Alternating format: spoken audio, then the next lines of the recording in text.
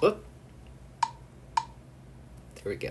Hello everyone. My name is Jack. I'm in Ohio. I'm Gen Z. I'm progressive. I'm proud. I'm passionate, and I am standing up for what is right. It is nice to meet you all, and it's nice to be with you here. This is my third episode I am recording. I have a trailer out. I have a pilot episode out. I have a second episode out, and I'm very excited to be here. I am just an Ohioan. Thank you so much for listening. We finally got some intro music established, which is really cool. I was not able to play it live for the people watching on TikTok right now, but once I get this all finished, y'all be able to hear it. It's so cool to have intro music now. I made it myself. I have no idea how it's going to go. It might be silly. It might be, who knows? But we're here, and this is very exciting. So I'm here to not just express my thoughts as a progressive Gen Z Ohioan, but I want to do my best to advocate for what's going on and bring coalition partners together. Because there's so much discussion happening right now about, oh, what organization is going to do what? How are things going to come together? Quite honestly, we all need to come together no matter what to face what is coming. Now, I don't know about you all, but I'm very nervous and not too happy about what's going to be coming January 20th and on. I'm worried about our activism. I'm worried about the people who are really hurting right now. We have a lot of minorities who are worried about what's coming on. I myself, being the LGBTQIA community, I'm worried about my rights. And quite honestly, there is so much that we are not aware of that is not just happening nationally, but it's happening locally in our state houses. For example, just in Ohio, we passed recent legislation that, again, targets the LGBTQIA community, specifically our trans community. But when you go after one part of the LGBTQIA community, you go after all of us. It's like one of the phrases where you say, I forget who exactly said this, and I'm gonna butcher it, but the person was like, this group got attacked and I didn't stand up. This group got attacked, I didn't stand up. And then when I got attacked, no one stood up for me. And so I've always took that for heart. I've always wanted to do what I can to just be the best person that I can be. Not for my personal clout, not to claim I'm holier than thou, but it's the right thing to do. Right? Like, there is so much lack of empathy and compassion in this world. And in some ways, that's rightfully so. A lot of people have felt abandoned by the people who are supposed to take care of them. And as such, there is so much distrust, there's so much uncertainty about where we are going that it is very, very important that we all just start coming together and working on solutions, right? I don't care whatever label you put on yourself. If you want to call yourself a Democrat, okay. If you want to call yourself a Republican, MAGA, totally different thing, totally different whatever. We all have these fundamental issues that we are dealing with. We're dealing with high cost of living. We are dealing with record inflation. We are dealing with high grocery prices. And we are dealing with so much crap that we, all in the 99% of us, are all hurting right now. And we see that when we have a lot of people who are calling out and like discussing what is happening nationally, especially with what happened to one of the CEOs that passed away recently. Now, I won't get into all of that, not just for TikTok and not just on this platform. Y'all should look into it yourself. But what is important to me is that really spoke to a lot of underlying issues. Like, we have so many issues with our healthcare. We have so many issues with our quality of living. We have so many issues in trying to deal with these higher costs. And people in C-suite executives, people who have so much power and influence over this country and over the world, they, in so doing, are ruining this quality of living for the rest of us. We are in the 99%. In fact, I don't think most people realize this. We who are supposedly in middle-income America, we are so much closer to being in poverty than we ever will be to becoming millionaires or billionaires. And the few people that are millionaires or whatnot, they don't nearly have as much influence as billionaires, but they are contributing to a system that further only benefits themselves rather than helping the entirety of the human condition. And I'm seeing right now, especially in the state of Ohio, where our legislators are trying to pass these wage increases for themselves. Like, how awful is that when we have so many people, especially in Ohio, who are hurting? We have so many people in poverty. We have a lot of investment that needs to be done, and our legislators are trying to give themselves pay raises. Like, how does that make sense? I really don't understand how, especially in this time period when we are dealing with so many fundamental problems, some people feel a need to enrich themselves, and in so doing at the expense of others. Right now in Ohio, there are so many bills that need to watch. We are currently in lame duck session. We are trying to do what we can, at least in the statewide sense, ruin the quality of living for the rest of Ohioans.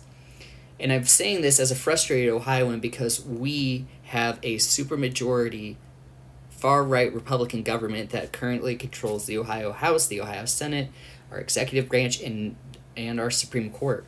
Now, thankfully, after this election, we broke the supermajority in the Ohio House by two votes. And so, in so doing, while that will help us during the next term, when the next term starts in the coming year, that doesn't do nearly as much to counter the awful conservative politics that are coming through our state house. Like, they're trying to continue fracking in our public parks. They're trying to continue lowering regulations on the standards of environmental issues and healthcare issues. There's so much happening that we need to be aware of and to discuss and be a part of. Some of the organizations out there that are doing the work include, but not limited to, Ohio Citizen Action, Honesty for Ohio Education, Ohioans Against Extremism. There are so many great groups out there that if they united and fully came together to share resources, to really say, okay, this legislation's coming down, we should be out there in the streets, we should be protesting, we should do everything that we can to make our voices heard. Now, it's one thing to do that for a piece of legislation, but it's a whole other thing to do that for a cause, a movement, a means for many Ohioans to be heard. So whether you're in Columbus, Cincinnati, Cleveland, Dayton, Toledo, or if you're in small town Ohio, you are still dealing with these quality of living issues. It doesn't matter where you live in Ohio, because we all here are suffering from poor regulation or deregulation, even more regulation in some instances, especially when it comes to reproductive health care, when it comes to other issues that recently got passed by voters. I really can't even begin to describe it, how many issues that we are fundamentally facing. One of the reasons, especially for coming on today, is because this is in the tail end of the lame duck session in Ohio. And so for those of you who don't know, a lame duck session means that it is right after the election, right before the next government comes in. And in so doing, the committees, the members of our House and Senate work together to just pile whatever into one giant bill, historically speaking anyway, and try to get that past the finish line. Now, quite honestly, I've been trying to follow up as best as I can with what is going on. I've been involved in some chats. There have been great discussions, great updates as to what's going on for people who are actively at the State House right now. Some of the committees are still in session. Some went to recess. Meeting was rescheduled for tomorrow. I'll have to follow up with you on that for exactly what those committees are, because I don't remember off the top of my head. One of the biggest things that we need to have done right now in Ohio is working on the quality of living issues that we have. And unfortunately, those actions are not being taken on by our State House. So, for example, there is a huge issue with property taxes in some Ohioans, and how immense those increases have come, especially when housing and homes themselves increase in value. So generally speaking, it's great when someone's home increases in value. But it's not great in this case, because the property taxes for many homeowners, especially those who are the most vulnerable, are subject to substantially increased costs.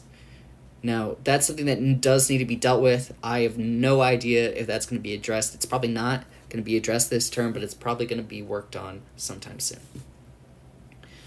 Now, I'm looking at some of the other points of just some of the other things that need to be discussed and talked about. But quite honestly, one of the other things I wanted to come up here, especially today, was just to express my frustration.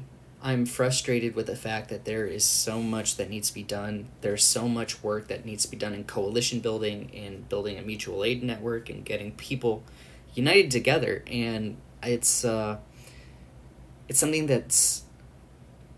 I'm really passionate about, because it's one thing to have so many organizations working in conjunction with each other. It's so important for people to unite in these organizations, to come together and really work on these issues head on.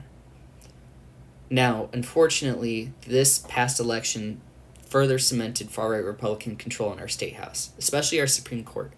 Ohio's Supreme Court was 4-3 Republican Democrat, and now it's 6-1 Republican Democrat.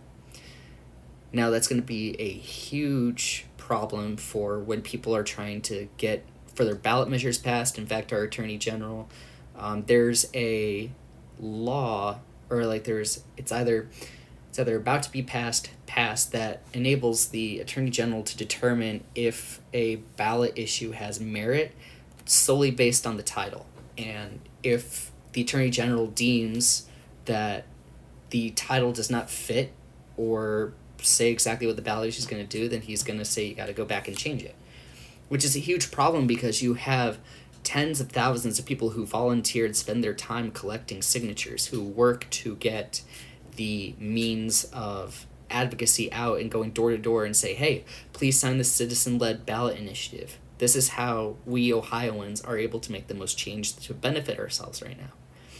Historically, the state Secretary of State, which is Frank LaRose right now, has not been favorable to any of the ballot initiatives that have come up. And in fact, Secretary of State Frank LaRose has tried to inhibit all of the ballot measures that have come up, especially inhibit the ballot initiative process itself.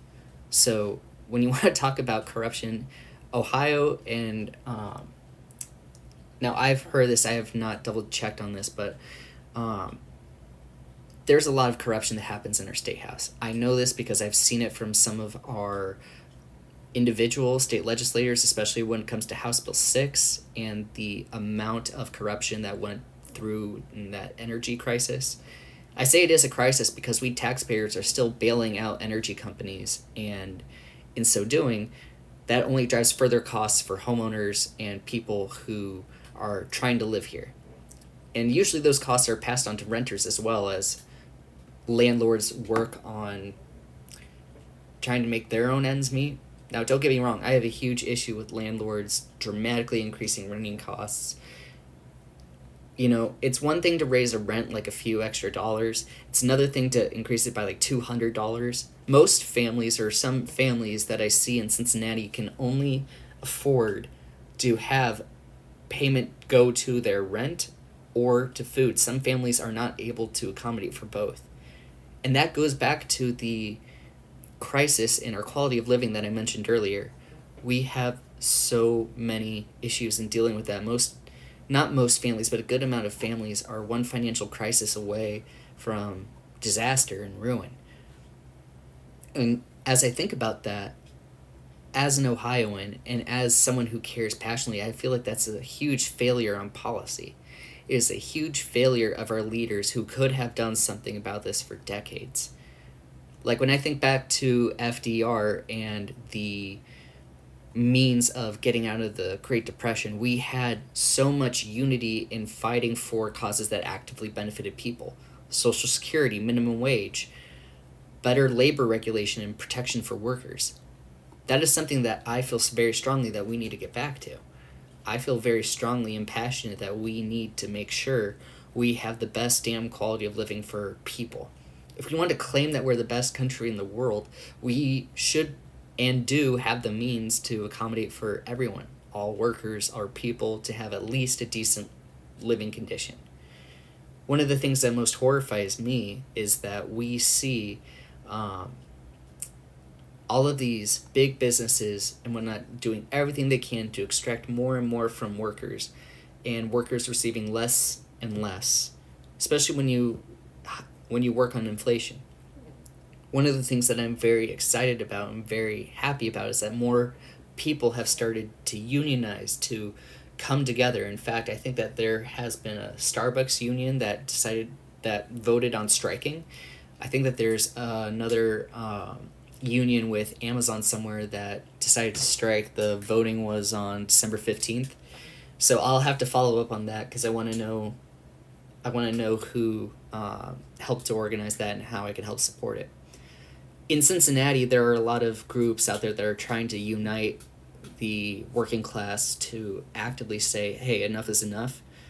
I am so thankful that that's happening, and I know that that's happening in other cities. And especially with TikTok being banned relatively soon, we have to come together as much as we can and develop these relationships as best we can to get everything ready to go for if and whenever some terrible legislation comes up. Now, I'm so worried that there's going to be a lot of pushback against the labor protections, against the minimum wage, against better working conditions, because companies, especially major corporations, want to put all of their value in as much profit as they can get, whether that be for their stocks, whether that be for their C-suites and their insane amounts of money they get for their bonuses. And something that also should frustrate everyone here, especially for those who voted for Donald Trump, the wealthiest person on earth, Elon Musk, essentially doubled his wealth. He got $200 billion out of this election. So that covers not just his buyout of Twitter, but it covers unnecessarily and greedily amounts of wealth. There's hardly going to be anyone on this earth that is going to be able to receive any amount of that wealth. Now, I don't know necessarily about wealth redistribution, but I know that the rich have not been paying their fair share of taxes since the 1960s. And with the amount of deregulation that's come up and the amount of stock buybacks and all of these ways for people at the very top to get out of paying taxes, I find it so hypocritical when so much of the focus and blame is on people who are in the lower socioeconomic level not paying their fair share, even though we are the ones who are actively contributing to this system, that we are actively making sure all of the goods run on time, we have stuff in our grocery stores. One of the very exciting things that I'm very happy to share is that Kroger and Albertson, their merger failed, which is so super exciting because if that merger went through, grocery prices would have gone up and there would have been a shuttering of other grocery store locations, so that way there would just be a few grocery stores all around, which makes it harder for families to get to. Thank God that merge did not go through, which is amazing to see because, so in Cincinnati, the headquarters of Kroger's is here, and as such, I would have been so ashamed to have Kroger here if that merger went through. Now, don't get me wrong, I'm still ashamed of Kroger. How they treat their workers is terrible. But at the very least, we did not get that merger, which is absolutely phenomenal. Now, there's going to be more attempts at major companies coming together Now, I have no idea what Trump's union or labor policies are going to work, because his policies have worked against labor, but he's nominated someone that's in favor of labor protections. I need to double check on what who that person is, but I don't remember off the top of my head.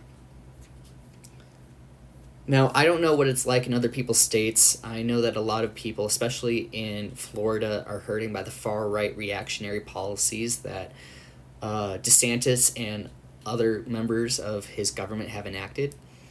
I know a lot of harm's been coming up Oklahoma way. Good Lord. One of the other big things that we are seeing right now is attack on public schools and public education. In Ohio and many other states, they are working on laws that can take students out of public school during the day to go to religious private institution on the basis of freedom of religion. These people and these organizations, based on the legislation that we have, they are not vetted. They are not up to any sort of standards that public schools have as far as facility wise. We have no idea if the people who are at these locations are safe. We have no idea if they're actively educating children. And it's terrifying. It's absolutely terrifying. Now, don't get me wrong. If a parent wants to take their kid to a private school, go for it. If that private school happens to be a religious institution, fine. But you're already taking our tax money out of the public education system in the form of vouchers, which those 90% of the vouchers have gone to the top 1% in this state to help subsidize their costs for their children. And I really don't understand that, because when these policies continue to go into effect, and if there is going to be continued investment in private schools, you're going to see many places, especially in rural Ohio, their public schools shutter. So where are their students supposed to go if the parents do not want to send them to a private school, especially a private religious school? What are they going to do? One of the biggest things that I see needing to be done is working on actively trying to stop this insanity. Ohio is home to, unfortunately, a lot of far-right groups. I'm not going to say their names because I don't want to give them legitimacy any more than they have, but they do exist. They're having people walking around in Columbus with hateful flags from a certain period of Germany, if you know what I mean. And in so doing, they were happily marched around, did their awful thing, and I really wish that there was a time in my lifetime that I could have seen someone be held accountable for waving that stuff around. But under the guise of freedom of speech or whatnot, people are allowed to promote awful, hateful, and intolerant ideologies. And that also goes back to the education system, which also goes back into the legislation that's trying to get passed to affect the education system. There's a lot at stake happening. My dog, Leica, really thinks so as well. I want to wrap up here by saying a few things. It's so important for us all to come together, but we also need to come together with a united front, with a united message of how we're going to better the human condition and how we're going to make sure that we, as people, can come together and say enough is enough. Because I'm tired of corporations controlling everything. I'm tired of our government not listening to us. And I'm tired of seeing our quality of living diminish seemingly year after year without enough action being done about it. So I'm so thankful that some people are taking a stand and rising up, and I am going to do whatever I can to stand in solidarity and as well as in my corner of the world. My name is Jack Cunningham. I'm just an Ohioan. Thank you for listening to episode 3. I hope you have a great day wherever you're at. Please take care and stay safe.